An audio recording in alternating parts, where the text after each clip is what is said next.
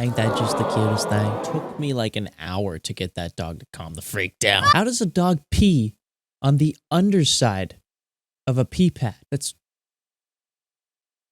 baffles me. Kind of impresses me a bit. What is going on, dudes? This is VaporTheGamer, and welcome back to another FNaF reaction. So, we have a big FNaF game theory that we're going to be checking out today. So yesterday, MatPat did a live stream featuring some of the coolest FNaF theorists on YouTube, you know, such as Daco, even Super Hard Bro Mike, and John from FNaF. Super proud of you guys. It was actually pretty fun to watch. I was hanging out in chat, and I got to hear some of you guys talk about whatever theories you had, and then all of a sudden, I think during or just slightly after the stream, the Game Theorists released another, yes, another FNaF Security Breach game theory. This is #1 on the trending. I don't know how Matt does it, but damn, he's good. So this one is titled FNaF, the clue that almost solves everything.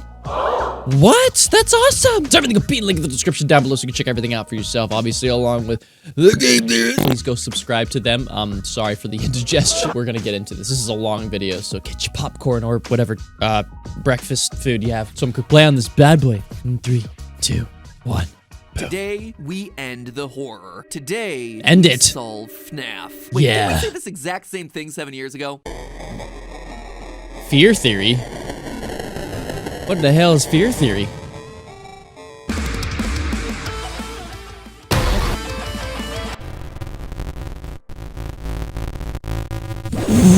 Please don't. No, none of that. Hello, Internet. Welcome to Game Theory, the show that reminds you that if you click the like button hard enough, it'll summon DJ Music Man to your neighborhood for a block party. Go ahead, try it. Hit that like button. As long as Glamrock Freddy doesn't show up. Sometimes works too. I guess you must not be don't want clicking that. hard enough. I don't know what to tell you. Speaking of not working hard enough, aren't you tired of just plain boring merch? The kind that you buy and sure, it looks cool. Matt, I don't have time for this, bro.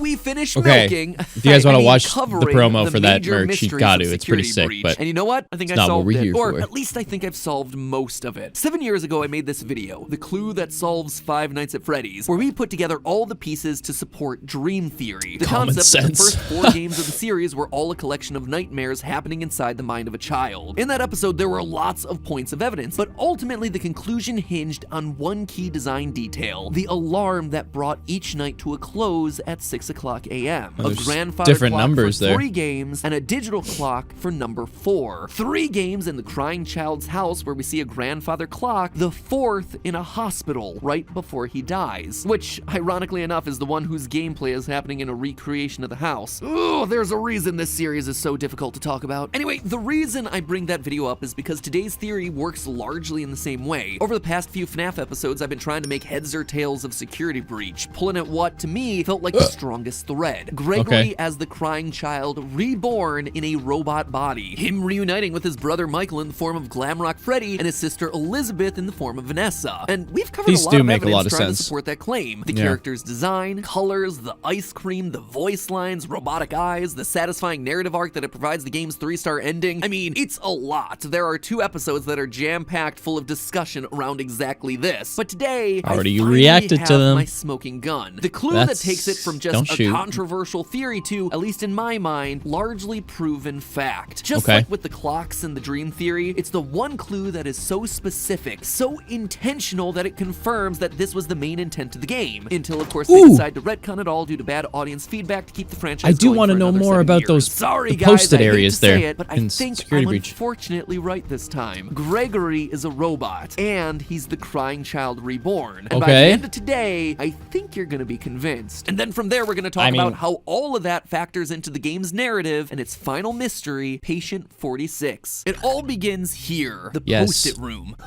What? This is unexpected. After exploring the sewers to decommission Chica, Gregory winds up here, a room full of glowing staff bot heads and lots of post-it reminders on Yeah. literally every surface. I mean, this thing is a flashing neon sign that says, "Important lore here." And yet, Seriously, in online though. discussions, it's been largely overlooked because it's kind of sandwiched in the middle of the game, overshadowed by the animatronic spaghetti monster ending. And even though I knew that something had to be hidden in here, trying to figure it out was like finding a needle in a haystack. So what is this? What are we looking at here? I think it's pretty obvious. Yeah? Is it obvious, Matt? What is it? You get to a certain age, And you gotta start taking notes. Post-it notes? Yeah, you just leave them around. Okay. But also there's robot heads. So with that incredible insight, I spent was literal very hours incredible. off camera trying to look at every single post-it note to make sure that I had the full picture. And the answer I got was, do not do that. Learn from my mistakes. It took me so long, only to discover that the game files had been dug up and the post-it textures were just there in 3 simple images. Thanks to Just X Fought for uploading these to GitHub. Flush those hours of my life down the toilet. When you study these post-it textures, you actually realize that there are 3 phases to the post-it notes. One that's barely legible, another where the spelling and drawing improve slightly, and the final where they become nearly perfect. It looks like someone is trying to learn how to write and draw, slowly getting better over time. And it all begins here with a note written in binary. When you first enter the room, there's a cardboard box in the middle, which, if I were to guess, is Steel Wool trying to draw our attention to the most important post-it clues in what otherwise is a very crowded and busy looking room. On it, we get this binary string, which translates to, why is I? That's it. The grammar, I think, is intentionally bad because this is a computer coming into consciousness, asking the question, why am I alive? And doing it written in binary, the language of machines, computers, robots. Elsewhere in the room is more binary that translates to hide. Whatever this thing is, it's scared and it's confused. It hides until it can better understand what or who it's meant to be. The other illegible phase 1 notes here are random flashing thoughts, the sky, kids, love, random glimpses of memories coming into focus. The phrase, I can feel it, is this creature coming into consciousness. And this right here, you are something family, which looks like Afton family, but it's pretty unclear. In short, it appears to be a machine that started speaking in binary, but as more and more memories start to take hold, it begins to write in normal alphabetic characters. When you dive into the notes from phases 2 and 3, though, things start to get much clearer. It's mainly images and text revolving around birthday parties, happy place, birthday time, family, a pile of presents, some cake, let's get snack, fun,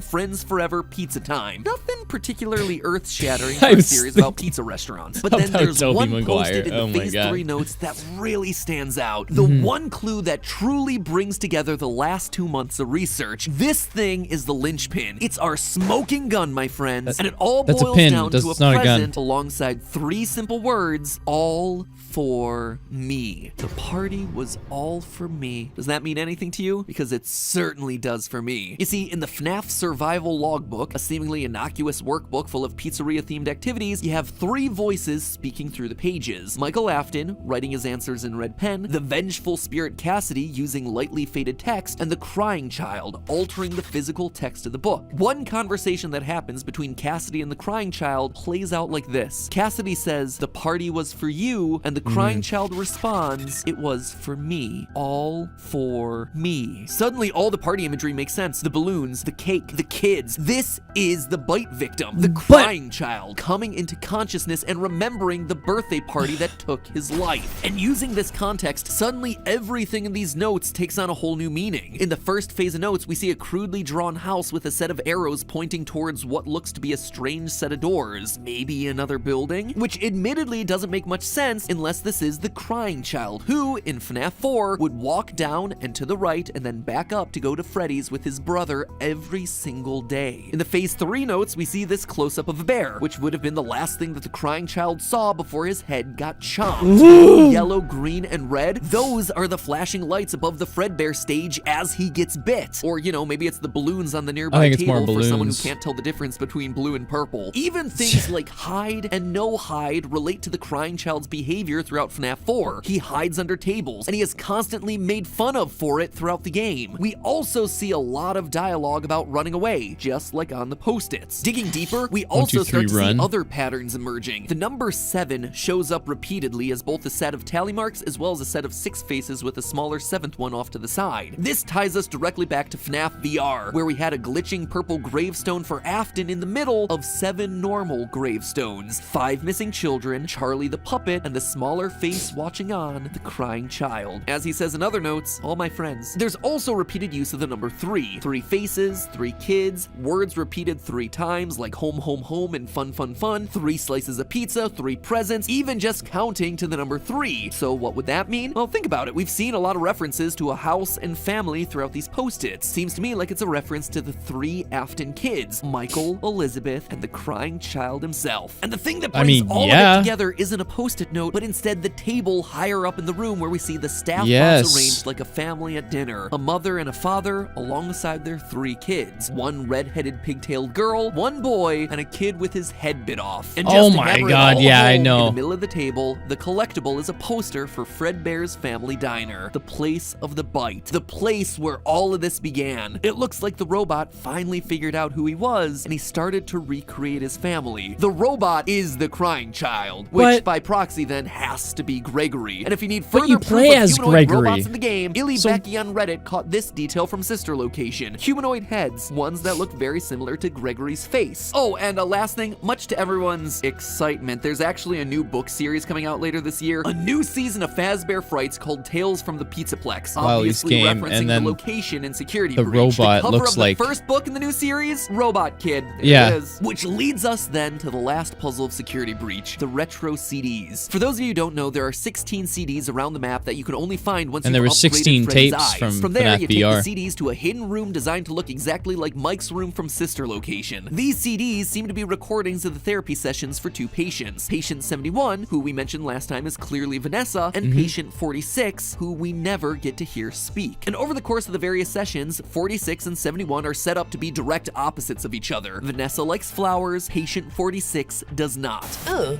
you like those? The janitor on this floor has a garden and has been putting bouquets in the offices here for years.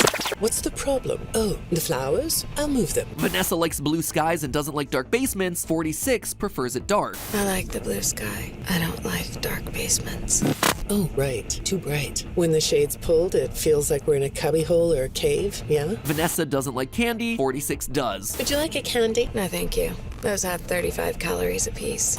Sure, you can have a candy. Clearly, we're meant to see these characters as opposites, which is why so many people online patient consider 46 that patient is young. 46 might actually be Vanny, Vanessa's alter ego possessed by Glitch Trap, or even more extreme, Vanessa's evil twin sister, considering the fire ending shows us a dead Vanny on the ground and Vanessa looking down from the burning building's roof. But let's quickly talk about those 2 interpretations. First of all, Vanessa and Vanny are the same person. They have to be. All the evidence leading up to this game in places like FNaF Special Delivery have pointed to a woman named Vanessa A getting mind hacked by Afton and reluctantly following his orders. And in this game, we still have pieces of evidence. For instance, in the CDs, we learn that Vanessa is buying fake fur to make the Vanny costume. On your breaks, it looks like you were shopping for a costume. You purchased some fake fur material.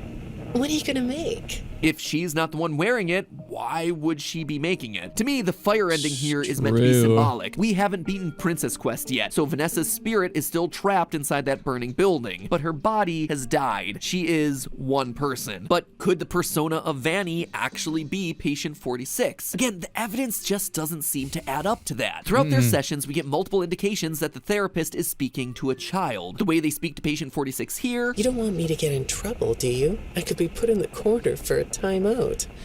Yeah, you think that's funny, huh? And again here... Tragedy always leads to a feeling of loss. It's a hole that feels funny, right? The way they explain simple words... And I'm surprised by your knowledge of computers. You're something of a phenom.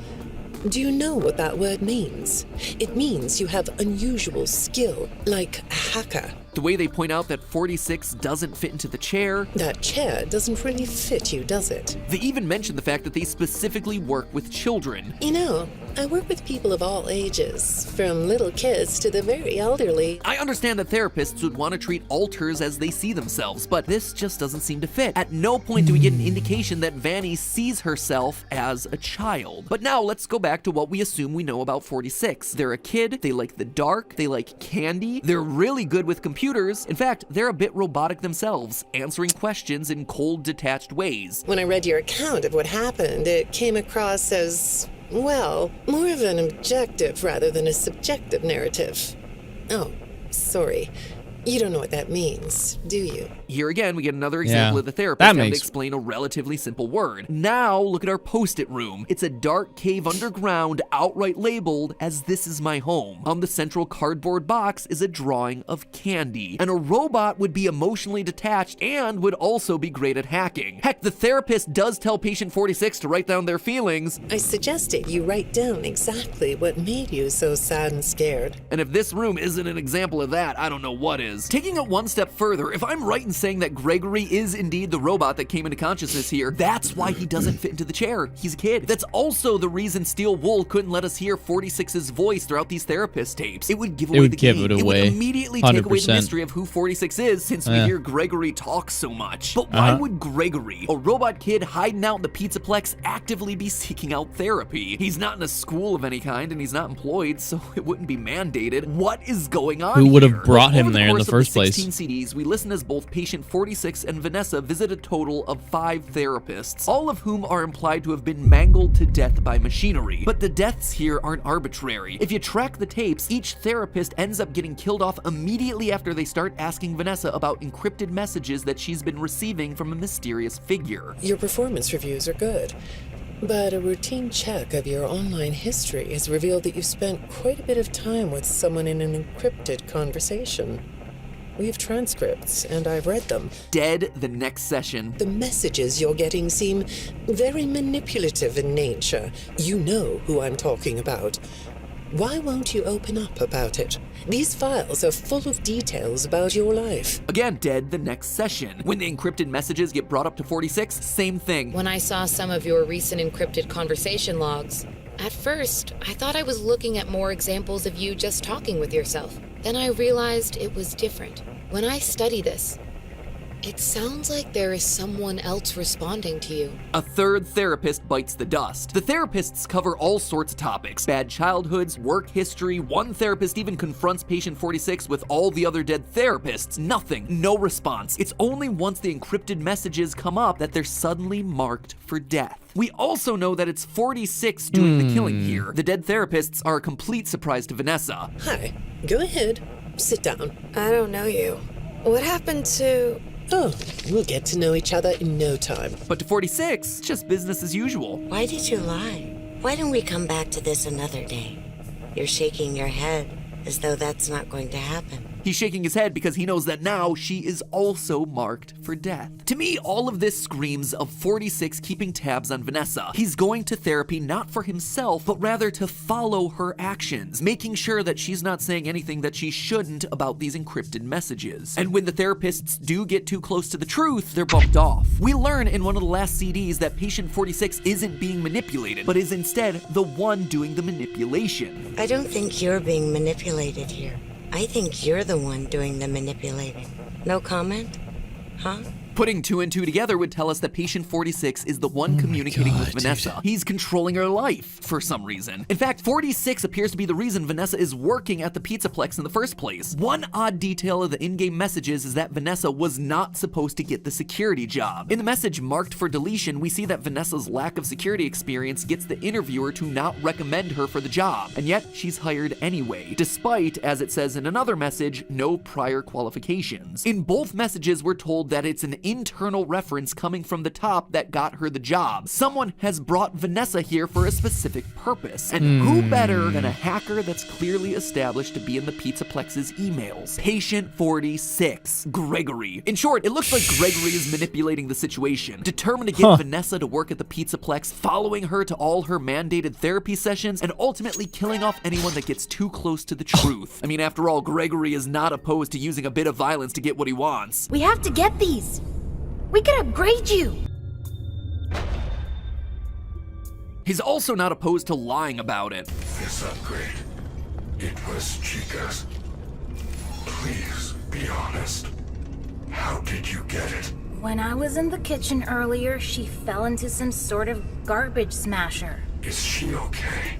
Well, she's still functional. But why? Why is he going to all of this effort? Well, combine it with what we saw in the post-it room. There's a family reunion scene. Multiple post-its referring to family, the 3 siblings, their house. Remember what I said earlier? A robot has come into consciousness and is trying to reclaim what he lost, his family. He wants the family back together, and so he's doing everything in his power to make that happen. Using his hacking skills, he's managed to break into staff files, so he knows that there's something off about Vanessa. Maybe he even knows that his dad's consciousness is inside of her. He's also got his brother and Freddy and his dad in the basement. The family in this game is truly coming together again, reclaiming what Crying Child once lost. And that's it. That's the whole theory done. There are definitely no holes or flaws to anything I just said. Don't look any deeper than everything I just told you. All right, fine. There might be a few itty-bitty holes to all of this explanation. Namely, some of the info that we get from the last 2 CDs. If Patient 46 is Gregory, then why is he glitching the system to make all the animatronics scarier? If he lured Vanessa to the Pizzaplex, then why would he then be avoiding her throughout the game? Why would he be surprised to see Afton in the basement if he's trying to bring the family all together? There's also the mystery of the whole parent story. 46 is said to have good parents. None of what you said in your file about your parents